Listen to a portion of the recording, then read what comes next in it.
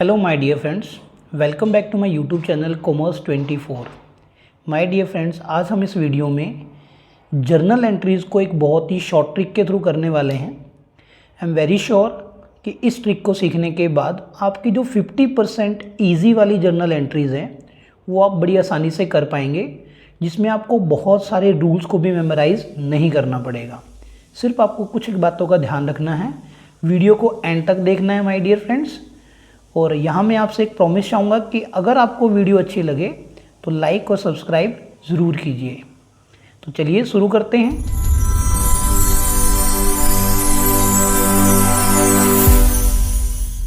हम इस journal entry के चैप्टर को 3 पार्ट्स में कवर करने वाले हैं, जहाँ आज हम लेसन नंबर 1 देखने वाले हैं।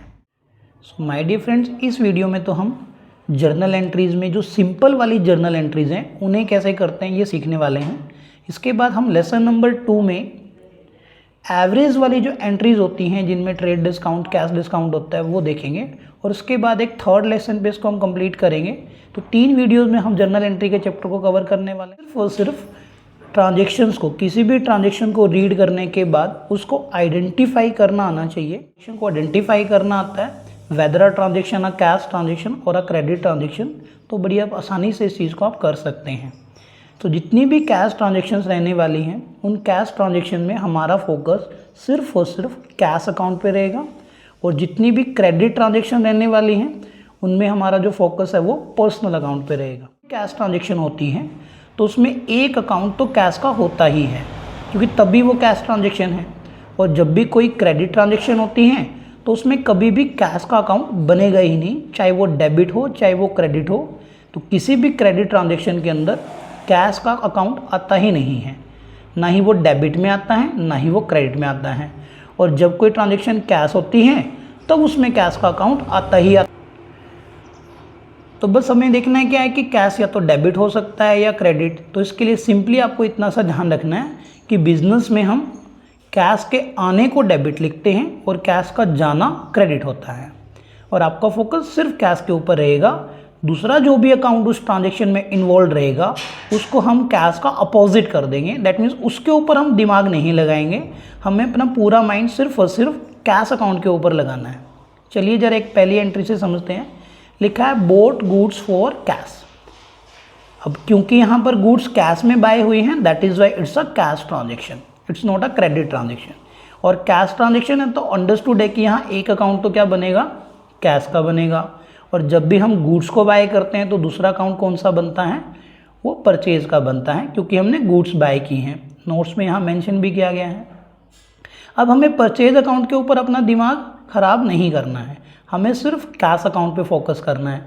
अब देखो, गुड्स को अगर हम बाय करेंगे तो कैश क्या होगा, जाना जाएगा। जब भी कैश जाएगा तो क्रेडिट होगा, और जब भी बिजनेस में कैश आएगा तब वो डेबिट होता है। तो कैश को तो हमें क्या करना है, क्रेडिट करना है। तो परचेज अकाउंट क्या होगा। अब यहाँ पर अकाउंट की जो ब्यूटी है वो ये है कि अकाउंट में क्रेडिट और डेबिट दो ही चीज़ें होती हैं। अगर एक अकाउंट क्रेडिट हो जाता है तो दूसरा अकाउंट क्या हो जाएगा, ऑटोमेटिकली उसका अपोजिट डेबिट हो जाएगा, that is reverse of cash account. तो यहाँ पर जर्नल एंट्री में आपको परचेज अकाउंट को डेबिट करना है और कैश अकाउंट को क्रेडिट लिखना है। आई होप आपको ये बात यहाँ पर समझ आ गई होगी। चलिए एक और ट्रांजेक्शन देखते हैं। सोल्ड फर्नीचर, फर्नीचर हमने सेल किया। तो अब कुछ भी मेंशन नहीं किया, कोई भी अमाउंट पर्टिकुलर अपने माइंड में आप अज्यूम कर सकते हैं। यहाँ पे कुछ भी मेंशन नहीं किया तो इट मीन्स ये ट्रांजेक्शन भी क्या मानी जाएगी कि ये फर्नीचर हमने कैश में ही बाय किया है। क्रेडिट ट्रांजेक्शन वो होती हैं जिसमें हमें पर्सन का नाम दे रखा हो, स्पेसिफाई किया गया हो, और उसमें ऐसी कोई भी सेंस ना हो जिससे कि वो ट्रांजेक्शन नेम के बाद भी कैश बनती हो, लाइक फॉर कैश ना लिखा हो। तो यहाँ पर फर्नीचर हमने सेल किया तो इट्स अ कैश ट्रांजेक्शन। अब की बार क्या हुआ, फर्नीचर हमने सेल किया तो कैश बिजनेस में क्या होगा, जस्ट थिंक अबाउट इट, लगाइए अपना दिमाग। तो कैश बिजनेस में आएगा। अगर कैश बिजनेस में आएगा तो कैश का आना हमें क्या करना है, डेबिट। तो इस ट्रांजेक्शन में एक अकाउंट तो कैश का बन गया, और क्योंकि फर्नीचर को सेल करने से कैश आएगा तो कैश को हमने क्या कर दिया, डेबिट। अब हमें फर्नीचर के ऊपर माइंड नहीं लगाना है, तो हमें बस इतना ध्यान रखना है, if one account is debited then another account is credited. तो फर्नीचर वाला अकाउंट क्या रह गया, क्रेडिट रह गया, that is reverse of cash account. उम्मीद करता हूँ पहली दोनों ट्रांजेक्शन से आपको ये सेंस समझ में आ गई होगी। चलिए ज़रा कुछ और चीज़ें भी देखते हैं इसी से रिलेटेड। आज हम यहाँ पर क्रेडिट ट्रांजेक्शन पे फोकस नहीं करेंगे, वो हम अगली वीडियो में कवर करेंगे। फर्नीचर हमने सेल किया टू सुनील फॉर कैश। अब वैसे तो इसमें पर्सनल अकाउंट है, generally personal account credit transaction में आता है, लेकिन क्योंकि यहाँ स्पेसिफाई कर दिया है फॉर कैश की वजह से कि ये हमने फर्नीचर सुनील को फॉर कैश में सेल किया, तो obviously it's a cash transaction. और कैश ट्रांजेक्शन होगा तो एक अकाउंट कौन सा होगा, कैश का होगा ही होगा उसके अंदर। बस अब आपको ये देखना है फर्नीचर को सेल करने से कैश आएगा या कैश जाएगा।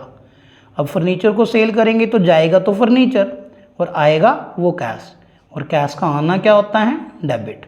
अगर कैश अकाउंट डेबिट हो गया तो अब लगाइए अपना दिमाग कि फर्नीचर को क्या होना पड़ेगा।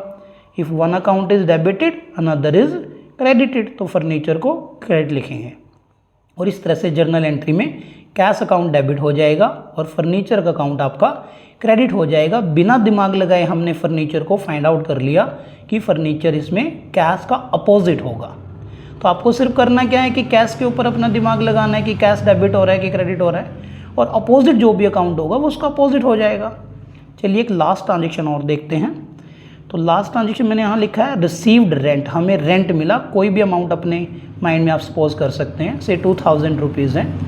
तो अब रेंट में क्या मिला हमें, अब ऐसा तो है नहीं कि रेंट में आपको कोई टमाटर मिले होंगे, ऑब्वियसली रेंट में हमें कैश मिलता है। So it's a cash transaction again. Cash transaction है तो ऑब्वियसली एक अकाउंट तो कैश का बनेगा, और सेकंड अकाउंट कौन सा होगा, second account will be of rent account, तो रेंट अकाउंट सेकंड बनेगा। अब हमें रेंट पे दिमाग नहीं लगाना है, सिर्फ कैश पे लगाना है। रेंट रिसीव हुआ तो कैश हमें रिसीव हुआ, तो कैश का आना हो गया debit, that means cash account will be debited and rent account will be credited, that will be the reverse of cash. तो उम्मीद करता हूँ आपको यहाँ से समझ में आ गया होगा। जहाँ भी मैंने डू योर सेल्फ लिखा है माय डियर स्टूडेंट, ये एंट्रीज आपको खुद से प्रैक्टिस करनी है, ये आपके लिए प्रैक्टिस वर्क है। अगर आपको ट्रिक अच्छे से समझ आई होगी तो ही आप इनको सॉल्व कर पाएंगे, और जब तक प्रैक्टिस नहीं करेंगे तब तक आप इसमें परफेक्ट नहीं होंगे। चलिए ज़रा इसके अब एक बार हम समरी बना के देख लेते हैं। So my dear student, generally होता क्या है कि अब हम यहाँ पे लर्निंग क्या है, अपनी लर्निंग को देखते हैं, क्या सीखा हमने।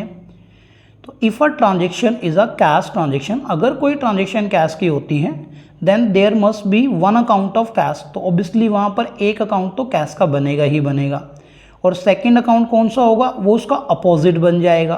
तो हमें क्या करना है, apply the rule of cash account. आपको सिर्फ कैश का रूल अप्लाई करना है, दैट मीन्स कैश का आना डेबिट और कैश का जाना क्रेडिट। तो कैश का आना क्या हो जाएगा, ये डेबिट हो जाएगा, और कैश का जाना क्या हो जाएगा, वो क्रेडिट हो जाएगा। और अनदर अकाउंट के ऊपर आपको दिमाग नहीं लगाना है, अनदर अकाउंट क्या होगा, दैट विल बी रिवर्स। अगर कैश का अकाउंट डेबिट हुआ है तो दूसरा अकाउंट आप क्रेडिट कर दीजिए, अगर कैश क्रेडिट हो रहा है तो फिर दूसरे वाले अकाउंट को आप क्या कर देंगे, उसे आप डेबिट कर देंगे। और इस तरह से बहुत ही सिंपल तरीके से, ज़्यादा दिमाग लगाए बिना, सिर्फ और सिर्फ कैश अकाउंट के ऊपर माइंड लगा के हम अपनी सभी कैश ट्रांजेक्शन को ईजिली सॉल्व कर सकते हैं। उम्मीद करता हूँ आपको वीडियो अच्छी लगी होगी। नेक्स्ट वीडियो में हम फिर क्रेडिट ट्रांजेक्शन के फोकस करेंगे और आपको बताएंगे कि क्रेडिट ट्रांजेक्शन को भी हम सिंपली एक अकाउंट के ऊपर फोकस करके कैसे सॉल्व कर सकते हैं।